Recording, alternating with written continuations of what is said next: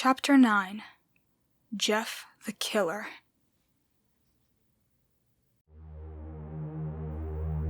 Jeff waited impatiently inside of his brother's closet. He could hear the officers pestering Myuu with question after question, completely unaware that the man they were looking for was a mere room away from them. They had led Jeff to his brother's apartment. They had no idea that he was still there at the scene of his last crime. The corpse of his latest victim was still fresh, another fake Myuu to add to the pile. Jeff knew if he followed the officers, they could bring him to the real one with time. He was well aware of his own notoriety and used it to his advantage. He laid in wait, watching from the darkness as the two officers speculated over his murders. Apparently, the fake Myuus that got away started talking, and with that, they would give the officers the lead they needed. To some, this would seem like a setback, but to Jeff, this was his perfect opportunity. Those fake Myuus would lead Jeff right to the real one, and they didn't even realize it. When he'd arrived at the apartment complex, Jeff could barely contain his own excitement. There, standing before him inside his own concrete coffin, was the brother he'd been searching for. After 2 painful years of hiding in the darkness, planning his next move, finally, it would all come to an end. Jeff made quick work climbing in through the window to the real Myuu's bedroom. He was lucky the officers arrived when they did. It gave him the distraction he needed to slink inside. He made his way to his brother's closet with ease and simply waited for the moment the officers would leave. As he listened through the walls intently, Jeff could hear his brother's account of the night he failed once again to accomplish his life's work. The very thought of it drove him mad. Jeff began fidgeting with his lighter once more, the images of beautiful burning flames dancing through his mind as he attempted to calm himself. What he would give right here, right now, to see this entire building up in flames. But he couldn't afford something so grand. Not this time. Myuu had evaded him twice now, and Jeff's obsession with completing what he started began to eat away at him. Those fake Myuus didn't help either.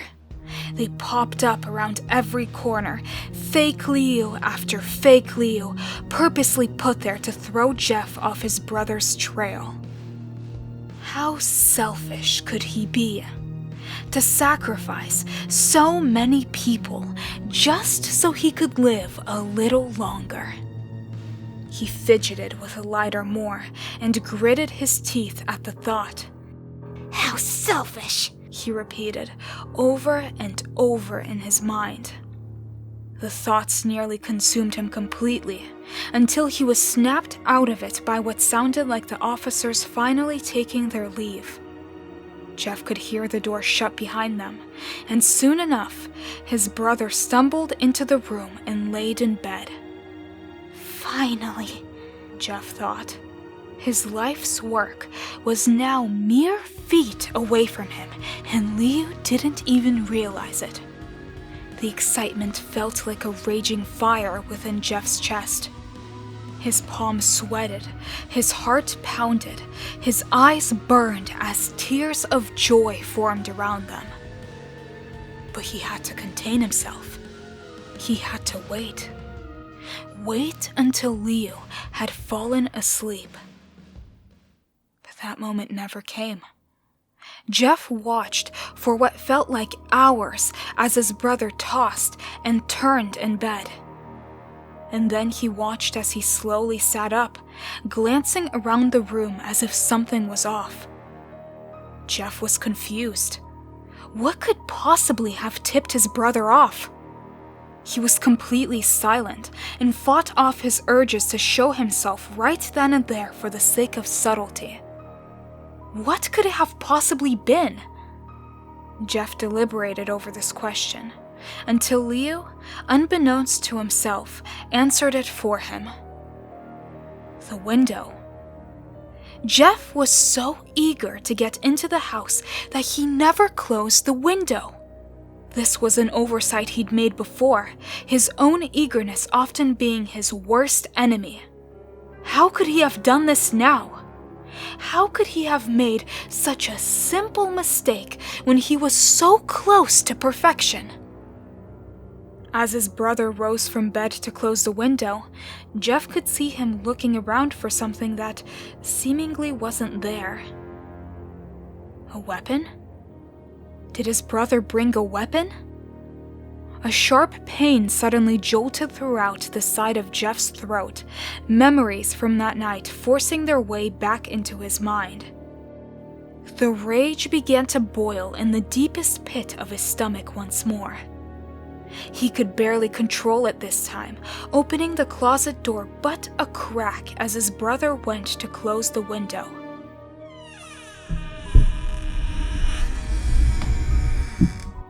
The door let out a small, shrill creak, and Jeff saw Leo freeze up. His cover was blown, no matter how hard he tried to recover from this. Now was his time to act. He could see Leo slowly turn to meet his gaze, and for the first time in 2 years, Jeff could see the terror in the real Leo's face again. "You found me," he said, barely able to contain his own excitement. This was it. The moment where everything would come to an end. The moment he'd waited so long for. Jeff slowly crept out of the closet to meet his brother face to face, and without a moment of hesitation, he saw Leo fling open the door to his bedroom and run out of his room. Jeff gave chase, giving his brother a head start before pursuing him into the kitchen where he saw him standing over the island.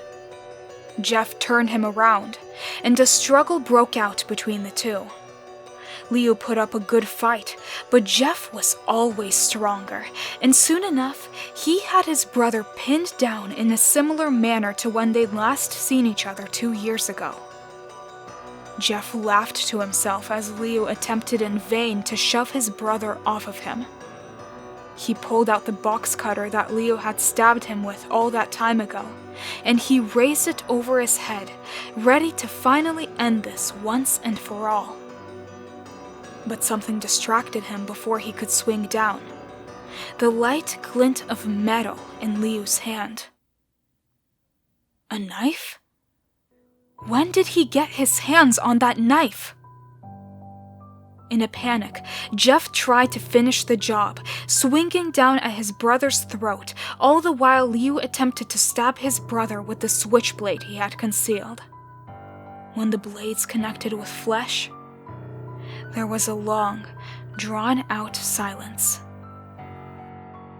That day, only one of the two brothers walked away alive.